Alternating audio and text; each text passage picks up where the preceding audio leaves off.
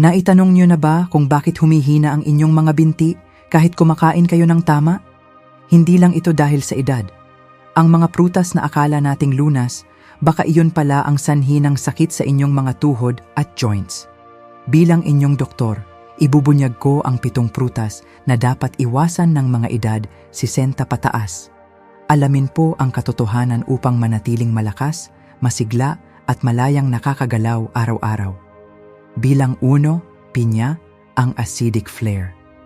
Ngayon mga kaibigan, simulan natin ang ating paglalakbay sa unang prutas na nasa ating listahan, ang pinya.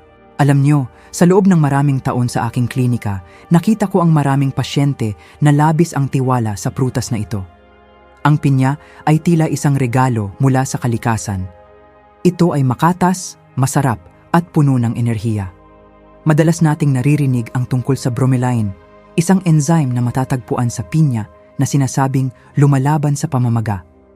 Ngunit, narito ang katotohanan na dapat ninyong malaman bilang mga nasa edad na 60 pataas. Para sa inyong mga joints at binti, ang pinya ay maaaring maging parang isang kutsilyo na may 2 talim.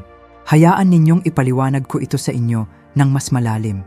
Ang pinya ay nagtataglay ng napakataas na antas ng natural na asukal at matatapang na asido. Kapag tayo ay bata pa, ang ating katawan ay parang isang bagong makina na kayang sunugin ang asukal na ito ng mabilis. Ngunit habang tayo ay tumatanda, ang ating mga daluyan ng dugo ay nagbabago. Sila ay nagiging parang papel na luma, marupok, manipis, at madaling mapunit. Sa medikal na aspeto, ang labis na asukal mula sa pinya ay nagdudulot ng tinatawag na glycation. Ito ay isang proseso kung saan ang asukal ay kumakapit sa mga protina sa inyong dugo at ginagawa nitong matigas at malutong ang inyong mga ugat. Bakit ito napakasama para sa inyong mga binti? Ang inyong mga binti ang pinakamalayong bahagi ng katawan mula sa inyong puso. Kailangan nila ng maayos na daloy ng dugo upang makakuha ng oxygen at lakas. Kapag ang inyong mga daluyan ng dugo ay naging malutong dahil sa asukal ng pinya, ang sirkulasyon sa inyong mga binti ay bumabagal. Ito ang dahilan kung bakit marami sa inyo ang nakakaranas ng pamamaga sa bukong-bukong o ang tinatawag nating edema. Marahil ay napansin nyo na pagkatapos ng isang maikling lakad sa inyong kapitbahayan, ang inyong mga binti ay tila mabigat, tila ba hinihila kayo ng lupa pababa. Ang asidong mula sa pinya ay maaari ring maging sanhi ng paglala ng kirot sa inyong mga tuhod at balakang. Ito ay parang pagbubuhos ng gasolina sa isang maliit na apoy ng arthritis na naroroon na sa inyong katawan. Naalala ko ang aking pasyente na si Mr. Robert. Si Robert ay isang masiglang lolo na taga-California na mahilig mag-alaga ng kanyang garden.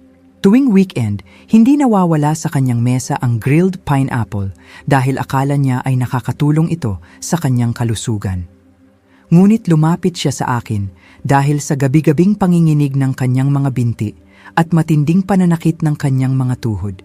Sabi niya, "Doc, bakit tila tumitigas ang aking mga binti kahit kumakain naman ako ng prutas?" Nang suriin namin ang kanyang dieta at ipinaliwanag ko sa kanya ang tungkol sa acidic flare ng pinya, nagpasya kaming gumawa ng pagbabago. Sa loob lamang ng 3 linggo matapos niyang iwasan ang pagkain ng pinya ng madalas, bumalik ang gaan ng kanyang paglalakad. Hindi na siya gising sa hating gabi dahil sa kirot. Pinapakita ng mga pananaliksik sa mga nangungunang unibersidad sa Amerika na ang mga pagkaing may mataas na asido at asukal ay nagpapataas ng panganib ng pinsala sa mga maliliit na nerves sa ating mga paa. Ang pinsalang ito ay unti-unti at tahimik. Hindi mo ito mararamdaman agad hanggang sa isang araw ay mahihirapan ka na ring tumayo mula sa iyong paboritong upuan. Kaya naman, ang aking mahigpit na payo sa inyo, mangyaring itigil na ang pagkain ng malalaking serving ng pinya. Huwag hayaang ang panandaliang sarap ng prutas na ito ay maging kapalit ng inyong kakayahang maglakad ng malaya kasama ang inyong mga mahal sa buhay. Ang pagkain ay dapat na maging gamot at sa inyong edad, kailangan nating piliin ang mga prutas na tunay na magbibigay ng kagalingan. Kung naghahanap kayo ng alternatibo, narito ang aking mungkahi. Sa halip na pinya, pumunta kayo sa section ng mga berries at pumili ng blueberries. Ang mga blueberries ay tinatawag nating superfood dahil sila ay mababa sa asukal at puno ng mga antioxidants na naglilinis ng inyong mga daluyan ng dugo sa halip na saktan ang mga ito. Nakakatulong sila upang bawasan ang pamamaga at ibalik ang lakas ng inyong mga kalamnan sa binti. Ang pagpili ng blueberries sa halip na pinya ay isang maliit na desisyon na may napakalaking epekto sa inyong kalayaan sa paggalaw. Kaya simula ngayon, maging maingat sa inyong plato. Kung nais ninyong manatiling matatag at hindi maging pabigat sa inyong pamilya, limitahan ang pinya sa kalahating cup o 1/2 cup lamang bawat linggo. Huwag hayaang ang silent error na ito ang maging hadlang sa inyong magandang kinabukasan. Kung kayo ay kasama ko sa hangaring ito na maging mas malakas, mangyaring mag-comment ng salitang strength sa ibaba. Ipakita ninyo sa akin na handa kayong protektahan ang inyong mga binti at ang inyong kalusugan. Tandaan, ang bawat hakbang nyo ay mahalaga at ang tamang nutrisyon ang magdadala sa inyo sa malayo. Manatiling matatag, stay vigilant at laging piliin ang mga pagkain na nagmamahal sa inyong mga joints. Bilang 2, saging, ang mito ng potassium. Susunod sa ating listahan ay ang saging. Madalas nating naririnig na ang saging ang sagot sa cramps dahil sa potassium nito. Ngunit para sa ating mga senior, mayroong isang katotohanang hindi madalas nababanggit. Ang saging ay puno ng mabilis matunaw na carbohydrates at natural na asukal. Kapag madalas tayong kumakain nito, ang ating katawan ay nahihirapang kontrolin ang insulin. Ito ay nagreresulta sa fluid retention o ang pag-iipon ng tubig sa katawan. Ang mararamdaman mo ay ang tinatawag na heavy legs. Iyon bang pakiramdam na tila may nakatali na mabigat na tingga sa iyong mga paa tuwing aakyat ka ng hagdan? Ang saging, sa halip na palakasin ang kalamnan, ay maaaring unti-unting magpahina sa iyo dahil sa pamamaga na dulot ng asukal nito. Ayon sa mga pagsusuri, ang mga pagtaas ng asukal na ito ay nagpapabagal sa daloy ng dugo patungo sa iyong mga tuhod at binti. Ganyan ang nangyari kay Sarah. Si Sarah ay isang masayahing lola na mahilig mag-bake ng banana bread para sa kanyang pamilya. Akala niya ay nakakatulong ang saging sa kanyang enerhiya, ngunit nagtataka siya kung bakit hirap na siyang tumayo mula sa kanyang paboritong upuan. Pakiramdam niya ay laging pagod ang kanyang mga binti. Nang simulan niyang limitahan ang kanyang saging sa kalahating piraso o 1/2 banana lamang at pinipili ang mga saging na medyo hilaw pa, bumalik ang gaan ng kanyang pakiramdam. Tandaan, ang pagkain ay gamot, ngunit dapat ay tama ang sukat. Ang mga prutas ay mabuti, pero sa ating edad, kailangan nating maging mas matalino sa ating mga pinipili. Ang simpleng pagbabago mula sa saging patungo sa mga pagkaing tulad ng avocado ay makakapagbigay sa inyo ng tamang taba para sa inyong mga joints nang walang kaakibat na panganib ng sobrang asukal. Manatiling mapagmatsyag dahil ang inyong kalayaan ay nakasalalay sa kalusugan ng inyong mga binti. Bilang 3, ubas, ang nagpapataas ng uric acid. Ang susunod sa ating listahan ay ang ubas. Marami sa atin ang mahilig kumuha ng isang mangkok ng ubas habang nanonood ng telebisyon sa gabi dahil akala natin ay ito ay isang vo-3 o walang panganib na merienda. Ngunit, mga kaibigan, ang ubas ay puno ng fructose. Ito ay isang uri ng asukal na direktang pinoproseso ng ating atay. Sa ating edad na 60 pataas, ang ating atay ay hindi na kasing bilis magtrabaho tulad ng dati. Kapag hindi na ito kayang iproseso ng mabilis, ang fructose ay nagiging uric acid. Ang uric acid na ito ay hindi nananatili sa iyong dugo lamang. Ito ay mahilig maglakbay at mamalagi sa iyong mga joints, lalo na sa iyong mga tuhod, bukong-bukong at sa iyong malaking daliri sa paa. Marahil ay naranasan nyo na ang biglaang matinding kirot sa inyong daliri sa paa sa gitna ng gabi o ang pakiramdam na tila nagbabaga ang inyong mga tuhod. Ito ang paraan ng inyong katawan upang sabihing sobra na ang uric acid. Ayon sa mga pag-aaral dito sa Amerika, Ang mataas na pagkonsumo ng fructose ay may direktang link sa pagkakaroon ng gout at matinding pamamaga sa mga nakatatanda. Naalala ko si Thomas, isang mabait na lolo na taga-Texas. Tuwing gabi, kumakain siya ng isang malaking serving ng ubas dahil akala niya ay mabuti ito sa kanyang puso. Ngunit nagtataka siya kung bakit hirap na siyang maglakad tuwing umaga dahil sa paninigas ng kanyang mga paa. Nang bawasan namin ang kanyang pagkain ng ubas, unti-unting gumaan ang kanyang paghakbang. Kaya naman, ang payo ko ay itigil na ang pagkain ng maraming ubas. Kung gusto niyo ng tamis, lumipat kayo sa raspberries. Ang mga raspberries ay mas mababa ang asukal at mas mabuti para sa inyong mga joints. Kung ngayon niyo lang ito nalaman, mangyaring mag-comment ng wow sa ibaba. Bilang FOS, pakwan, ang bitag ng mataas na asukal. Dumako naman tayo sa ika-4 na prutas, ang pakwan. Sa gitna ng mainit na panahon, wala nang masasarap pa sa isang malamig na hiwa ng pakwan. Akala ng marami ay tubig lang ito, kaya ligtas kainin ng marami. Ngunit ito ay isang sugar trap o bitag ng asukal. Ang pakwan ay mayroong napakataas na glycemic index. Ibig sabihin nito, mabilis nitong pinapataas ang asukal sa inyong dugo sa loob lamang ng ilang minuto. Para sa atin na may mas mabagal na metabolismo, ang biglaang pagtaas na ito ay nagdudulot ng systemic inflammation o pamamaga sa buong katawan.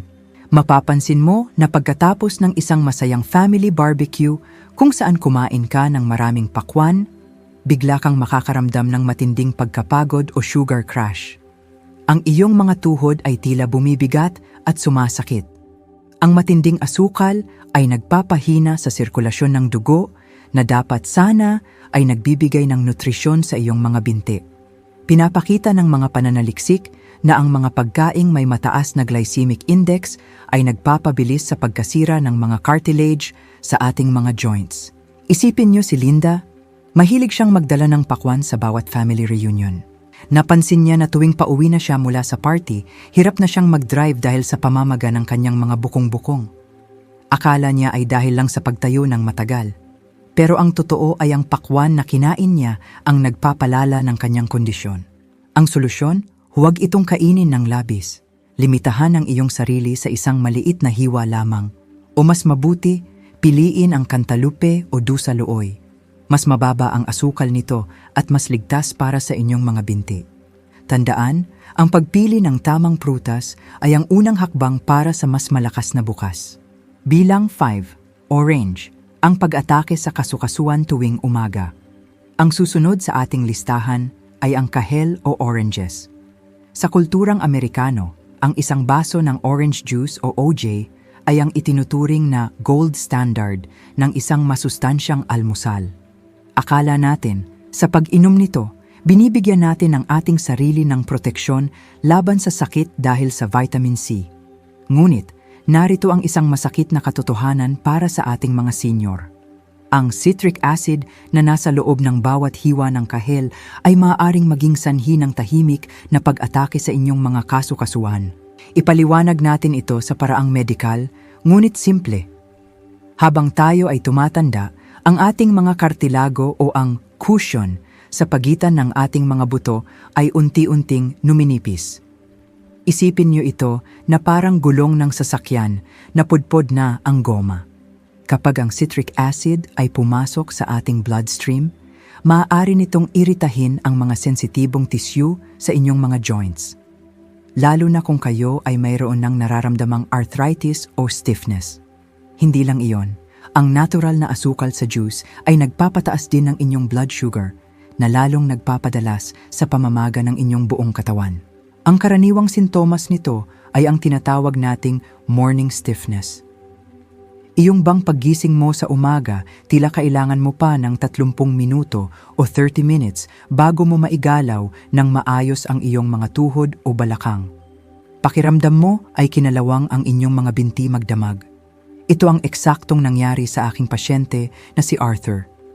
Si Arthur ay isang retiradong guro na hindi lumalampas ang umaga nang walang isang malaking baso ng orange juice. Napansin niya na ang kanyang chronic hip pain ay lalong lumalala.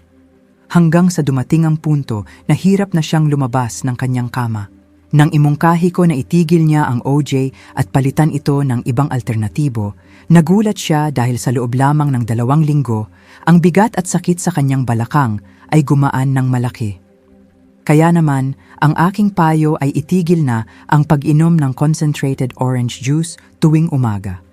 Huwag hayaang ang inyong almusal ang maging dahilan ng inyong pagkakapiit sa upuan.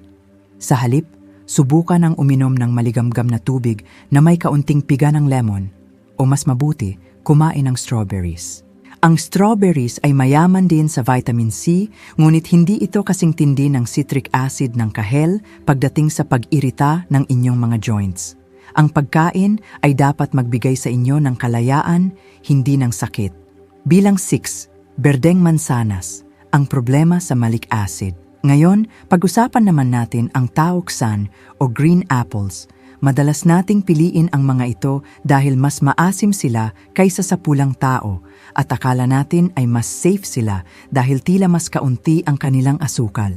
Mukha silang malinis, presko at tunay na pagkain ng kalusugan. Ngunit para sa ating mga binti at kalamnan, mayroong isang itinatagong banta ang mga ito, ang malic acid. Ang malic acid ang nagbibigay ng maasim na lasa sa green apples. Para sa mga kabataan, ang acid na ito ay madaling iproseso ng kanilang katawan. Ngunit sa ating edad, ang ating gut lining o ang dingding ng ating tiyan ay nagiging mas sensitibo. Kapag ang malic acid ay hindi na iproseso ng maayos, maaari itong maging sanhi ng tissue irritation na direktang nakakaapekto sa ating mga binti. Maraming mga senior ang nakakaranas ng matitinding leg cramps tuwing madaling araw pagkatapos kumain ng green apple bilang merienda sa gabi. Ang sakit na ito, na kung tawagin ay Charlie horse, ay nagpapagising sa inyo sa gitna ng inyong mahimbing na tulog. Ang dahilan ay ang ating metabolismo ay nagbabago na. Hindi na tayo kasing husay sa pagbalanse ng mga acid sa ating system. Ang malic acid, kasama ang nakatagong natural na asukal sa tao, ay nagiging sanhi ng tensyon sa inyong mga binti at binti. Mararamdaman mo ang panghihina tuwing aakyat ka ng hagdan o ang biglaang paninigas ng iyong mga binti nang walang malinaw na dahilan.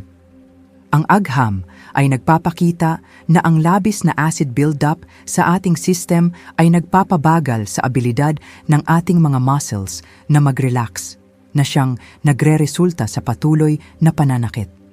Kaya naman, narito ang aking mungkahi para sa inyo. Kung hindi nyo kayang iwanan ang pagkain ng tao, mangyaring alisin ang balat nito. Ang balat ang nagtataglay ng pinakamataas na konsentrasyon ng acid. O mas mabuti pa, lutuin ang inyong tao at gawin itong applesauce na walang asukal. Ang pagluluto ay nakakatulong upang mapahina ang tapang ng malic acid, kaya ito ay mas magiging mabait sa inyong tiyan at sa inyong mga joints. Huwag hayaang ang isang simpleng merienda ang maging dahilan ng inyong hindi pagkakatulog at pananakit ng katawan. Ang pagiging maingat sa maliliit na detalye ng inyong kinakain ang tunay na sikreto sa isang masiglang buhay sa inyong golden years. Bilang 7, mangga, ang pinakamatinding pinagmumulan ng asukal.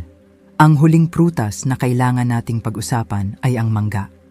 Sa buong mundo, ang mangga ay kilala bilang hari ng mga prutas. Ito ay malambot, makatas, at tila isang natural na candy na galing sa puno. Ngunit para sa ating mga nasa edad na 60 pataas, ang hari na ito ay maaaring maging pinakamahigpit na kaaway ng inyong mga binti at nerves. Ang mangga ay hindi lamang isang simpleng prutas. Ito ay itinuturing na isang tunay na sugar bomb. Hayaan ninyong ipaliwanag ko ang agham sa likod nito sa paraang madaling intindihin.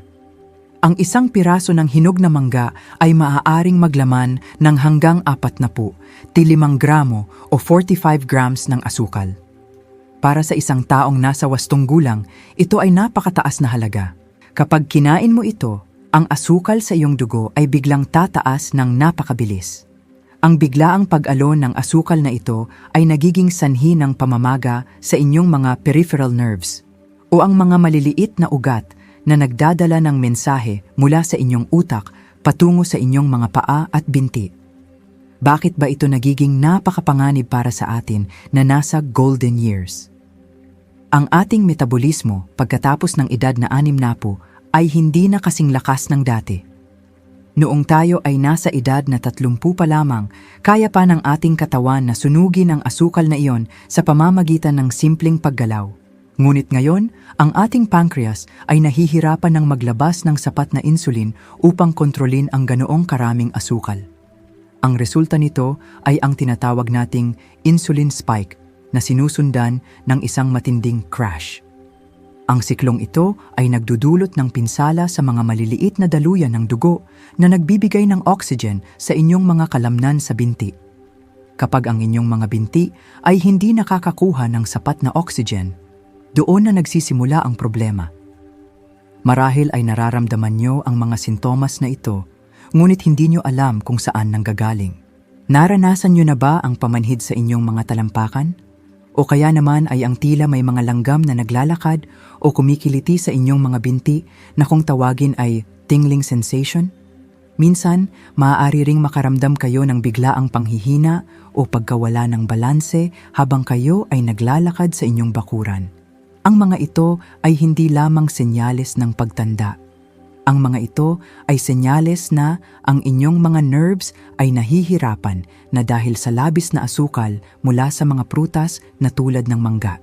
Ipinapakita ng mga medikal na pagsusuri na ang patuloy na mataas na asukal sa dugo ay nagpapabilis sa pagkasira ng ating mga nerve fibers na siyang nagiging dahilan kung bakit marami sa ating mga senior ang madaling matumba o mahulog. Naalala ko ang aking pasyente na si Maria. Si Maria ay isang retiradong nurse na nakatira sa Arizona.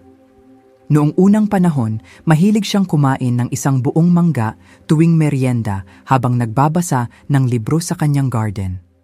Ngunit napansin niya na unti-unting siyang nahihirapang ilakad ang kanyang aso tuwing hapon. Pakiramdam niya ay tila may nakatali na mabigat na semento sa kanyang mga paa. Pagdating ng gabi, ang kanyang mga binti ay tila kumikirot ng malalim. Nang suriin namin ang kanyang kinakain at ipinaliwanag ko sa kanya ang tungkol sa sugar bomb na ito, nagulat siya. Hindi niya akalain na ang natural na prutas na kinakain niya ay siya palang nagnanakaw ng kanyang lakas. Kaya naman, ang aking mahigpit na payo sa inyo, mangyaring itigil na ang pagkain ng isang buong mangga sa isang upuan lamang. Kung talagang hindi niyo mapigilan ang inyong pananabik, limitahan ito sa isang maliit na hiwa lamang. Ngunit mas mainam kung iiwasan niyo muna ito habang pinapalakas niyo ang inyong mga binti. Huwag hayaang ang panandaliang sarap ng mangga ay maging kapalit ng inyong kakayahang maglakad ng maayos at malaya. Ngunit huwag kayong mag-alala dahil mayroon tayong mas ligtas at mas mabuting alternatibo. Sa halip na mangga, bakit hindi niyo subukan ang papaya? Ang papaya ay isang kamanghamanghang prutas para sa ating mga senyor. Bakit? Dahil ang papaya ay nagtataglay ng mga enzyme na kung tawagin ay papain. Ang mga enzyme na ito ay tumutulong sa ating panunaw at higit sa lahat, nakakatulong ang mga ito upang bawasan ang pamamaga sa ating mga kasukasuan at nerves. Mas mababa rin ang asukal nito kumpara sa mangga, kaya hindi ito magdudulot ng mapanganib na insulin spike. Ang papaya ay parang isang natural na lunas na naglilinis sa inyong katawan habang binibigyan kayo ng sapat na enerhiya. Kaya simula sa araw na ito, maging matalino sa inyong mga pinipili. Sa susunod na pumunta kayo sa grocery store, lakpasan nyo ang seksyon ng mga mangga at dumiretso kayo sa mga sariwang papaya. Isipin niyo si Maria, matapos niyang palitan ang kanyang mangga ng papaya at blueberries, muli siyang nakalakad ng malayo kasama ang kanyang aso nang walang nararamdamang pamanhid o sakit. Ang inyong kalusugan ay nasa inyong mga kamay o sa kasong ito, nasa inyong mga plato. Ang bawat maliit na desisyon na gagawin niyo ngayon ay may malaking epekto sa inyong kakayahang maglakad at maging malaya sa mga susunod na taon. Manatiling matatag, manatiling maalam at palaging alagaan ang inyong mga binti dahil sila ang nagdadala sa inyo sa bawat magandang sandali ng inyong buhay. Maraming salamat sa panonood Tandaan, ang maliliit na pagbabago sa inyong plato ay susi sa mas malakas na mga binti. Huwag hayaang ang maling prutas ang maging hadlang sa inyong kalayaan at saya. Mag-comment sa ibaba. Anong prutas ang iiwasan mo ngayong linggo? I-like at i-share ang video sa inyong mga kaibigan. Mag-subscribe para sa inyong kalusugan at lakas. Ako si Dr. Ben, manatiling matatag at laging mag-ingat. Hanggang muli.